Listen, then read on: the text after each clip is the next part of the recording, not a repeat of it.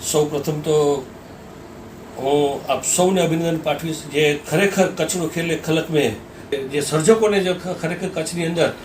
સન્માનવામાં આવ્યા એમની વાત રાખવામાં આવી કે કચ્છની વાત રાખવામાં આવી આવો એક પ્રથમ પ્રયાસ છે. એના માટે ખરેખર હું ઉદ્ઘોષક આપણા કૃષ્ણભાઈ ભાટિયા તેમજ લાલજીભાઈ મેવાડાને ખરેખર અભિનંદન પાઠવું. અને આ જે કાર્યક્રમ છે આ કાર્યક્રમ આપણે રવિવારે જે જવાનો છે એમાં હું તો જવાનું જ પણ કચ્છની જનતાને સમગ્ર જનતાને કહું છું કે આ કાર્યક્રમ માણવા જેવો છે અને આપ સૌ પણ બધા છો, કારણ કે આ જે એમને સર્જકો માટેનો જે વિચાર્યું કચ્છનું વિચાર્યું હતું આવો એક પ્રથમ પ્રયાસ છે અને આવો પ્રયાસ અગાઉ પહેલાં પણ ક્યારેય થયો નથી. એટલે આ કાર્યક્રમ ખરેખર માણવા જેવો છે અને કચ્છની ઉજાગર કરતી કલાઓ છે, કચ્છના વિવિધ ભાષાઓ છે, કચ્છની જે કલા છે એને અત્યારની જે લોકોને ખ્યાલ નથી એને પણ આપણે જીવંત કરી છે. એના માટે ખરેખર જેટલું કહું એટલું ઓછું છે. આપણે ફરી ખૂબ શુભેચ્છાઓ. જે કચ્છનો ખેલ ખલક મેં અને કચ્છને જે આપણે નામ પણ આપ્યું જે કચ્છનો ખેલ ખલક મેં એ